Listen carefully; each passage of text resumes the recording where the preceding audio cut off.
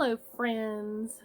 Today on the channel we are going to be making a throw pillow for one of my dearest friends.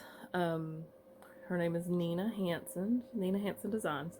She is a seamstress as well, and we met years and years ago. We both used to do this Christmas festival together at one of the local high schools. And so I found this fabric at Five Little Monkeys quilt shop, and it's a comic strip, but it's about modern sewing woes. That's what it's titled.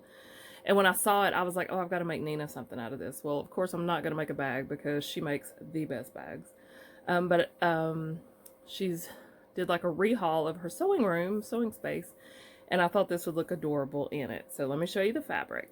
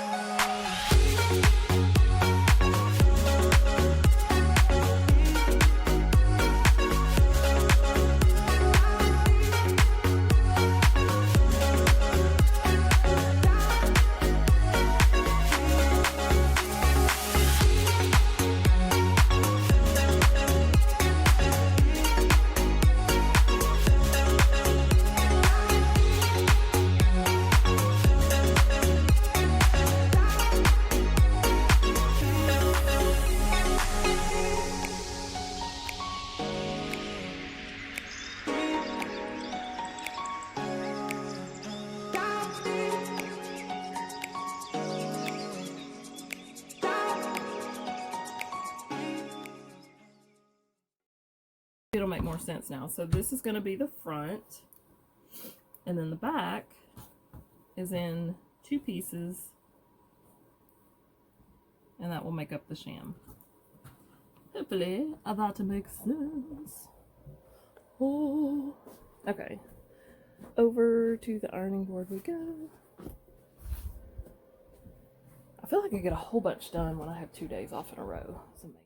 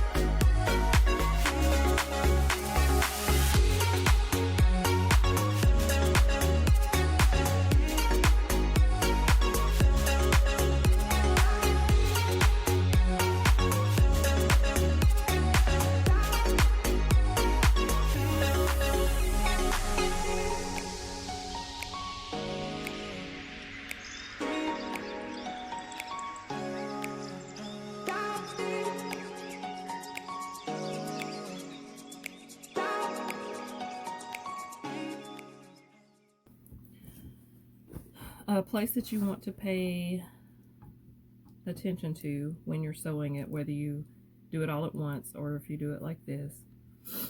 When you come to a corner, you want to feed a little extra into the corner so it doesn't draw tight when you flip it. Like, you want to push as much little bobbles in there as you can. I'll show you while we're sewing. I always start my trim or anything extra that I'm doing like that. I always start it at the bottom, because you'll have to do so, like, it won't be as smooth as any of the other edges where you start and stop or begin it and end it. So I always want that to be on the bottom, like bottom center, if that makes sense. Okay, so let's find the end of this adorable little trim.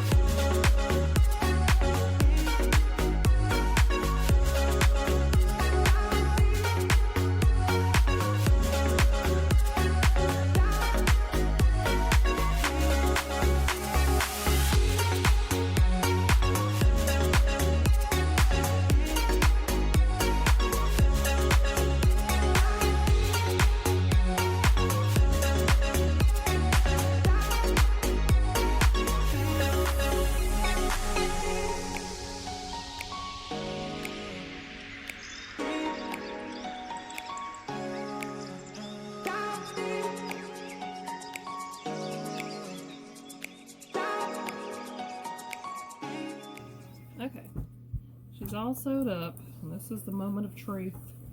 If you flip it and you have some seams that you didn't catch, or caught the seam but the trim didn't catch. It's a whole plethora of things that you can find that went wrong while you were trying to keep it all together in there. Looks like I'm good, but it's an easy fix if you do. With this nice big open sham back, you can just go back in there, fix it right up. Oh, look, here it is. This next moment of truth is to see if this fits, because sometimes your measurements were a little off. Because I try to do it as close to the exact measurement of the pillow as possible, so it's a nice snug fit. But if you want to err on the side of maybe you're not so good at measuring, so maybe you should give yourself a little extra room, that's fine. You can do that too, of course.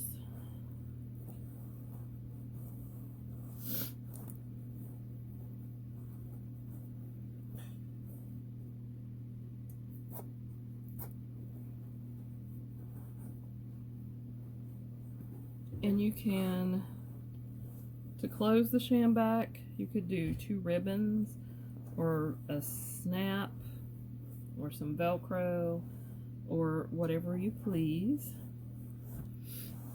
Oh, I love it. I love it. Isn't it just adorable?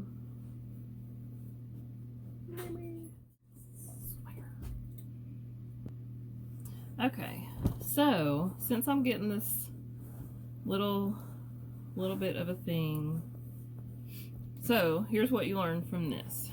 So instead of just adding 2 inches, if I had added 4 inches, then it would be concealed in there and I wouldn't need to put a little closure.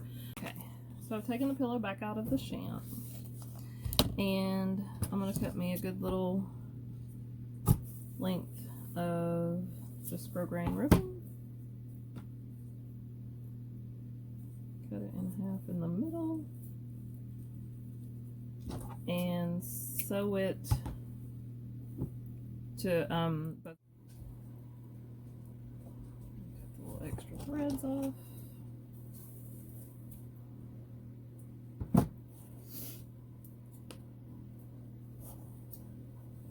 I took a Zyrtec and I'm still snarfly. I hate it.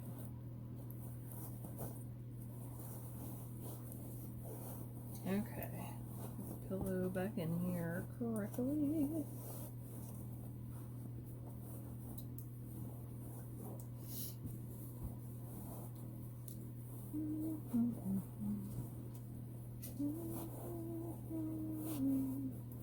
Just make sure it's in the corners and all of that. Okay, so we got the little bow tied in the back. I sewed it to this end and that end and then tied them together in the middle to close that up. The next time, well, the one thing that I have to keep in mind, because you know most of the time I sew with t-shirts. T-shirts are super stretchy, and so I cut them to the exact measurement of the pillow, and then they stretch around the pillow, and that's not the case with cotton woven fabric, but still looks adorable. So just put that in your bank of notes for when you're sewing. And that's it. I think it's the cutest little thing ever. I hope y'all have a wonderful day, night, whatever you're doing. Here's to the new year. Then I'll see you next time. Bye.